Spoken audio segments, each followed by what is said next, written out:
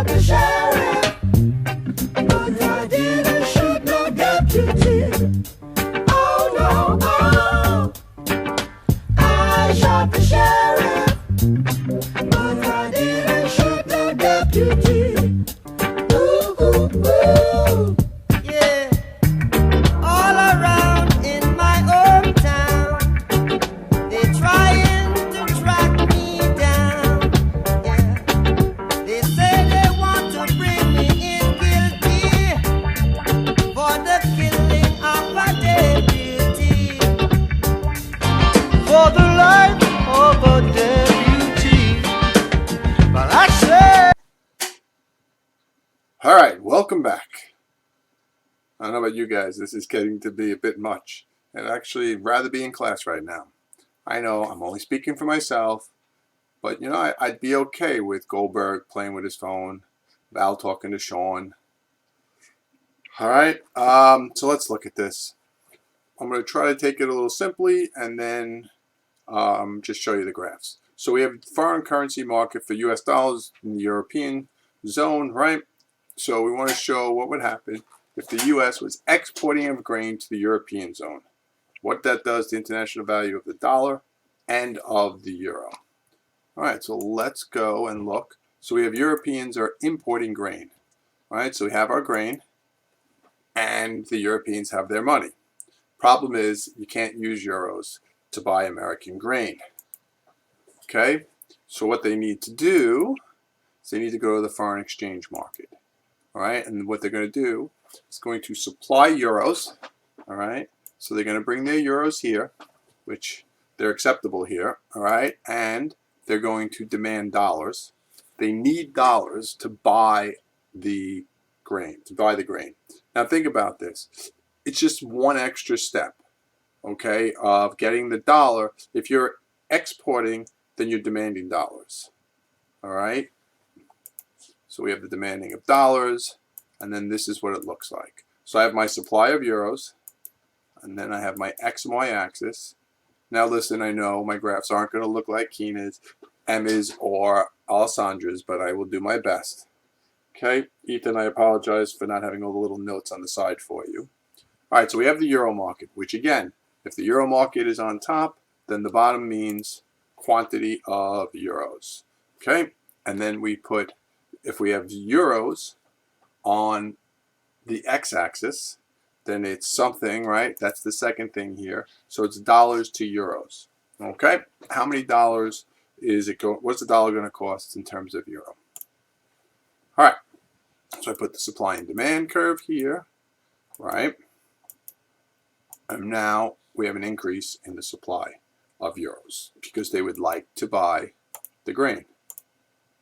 Okay, when that happens, the euro depreciates, right? Because now I can buy more euros for less dollars. Then I come over, okay, and they're demanding dollars. So they've brought the euros to the market and they're demanding dollars. I get my X and Y axis, okay, and then I have my US dollar market, which means quantity of US dollars on the bottom. US dollars is second, which means euros is first. And I have my demand and supply curve. Okay, label them correctly. And then I have my axes. All right, we can say it's costing €1 to buy the dollar. And now the demand for the dollar has gone up, which means it's going to cost more than $1 to get, more than €1 to get the dollar. Okay, and the US dollar has appreciated. All right, so what does that look like in terms of here, now the Europeans have their dollars. They can go, they can buy their grain. The transaction is completed. Okay. This is what the side-by-side graph should look like that you're doing and handing in. Okay, it's missing. Yes, there we go. So now we have the dollar to euro and the euros to dollar. All right, so now anything else, so this is your exporting of U.S. goods. If I'm importing of U.S. goods, we're flipping, right? The euro market is who's importing, and the U.S. market is who's exporting. So your next problems are just flipping it around. All right, so let's just, okay, look at this for a second. We have the foreign currency market for dollars and Singapore dollars. Okay, showing the model if we're importing silk from Singapore. Now we're the importers. Okay, so what does that mean? I have my dollar market, right? Quantity of dollars on the bottom. Singapore dollars, $2. Then I get my graph. Okay, and I get my equilibrium. But we are the ones importing now. Okay, so we need the Singapore dollar. All right, we'll do their market. Okay, quantity of Singapore dollars on the bottom. Singapore dollars to Singapore dollars. And we get their equilibrium. Okay, look, if you can't do these graphs, this is the least you got to hand in to me. Okay, you got to show me that we're doing something here. So what's going to happen? We're going to supply dollars because we're the importers. Okay, which means the value of the dollar is going down. The Singapore dollar, we're demanding because we want to buy the silk. Okay, that's going up. And we have the US dollar depreciates. All right, so now we've done a dollar depreciate and a dollar appreciate. So really what you're looking at is when we're exporting, you're demanding US dollars.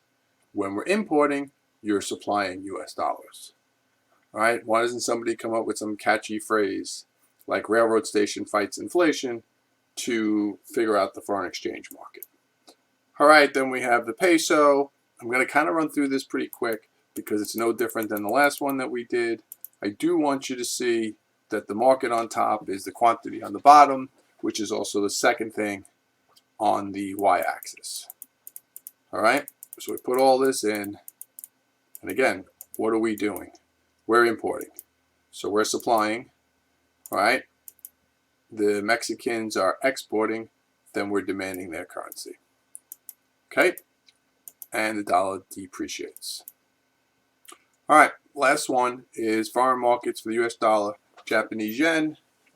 The Japanese firm is importing US healthcare services.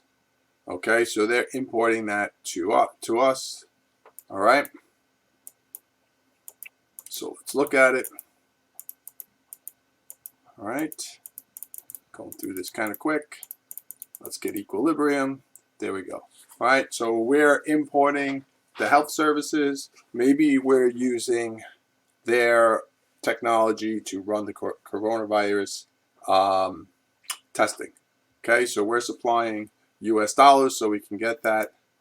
And to do that, we need the yen, so we're demanding the yen.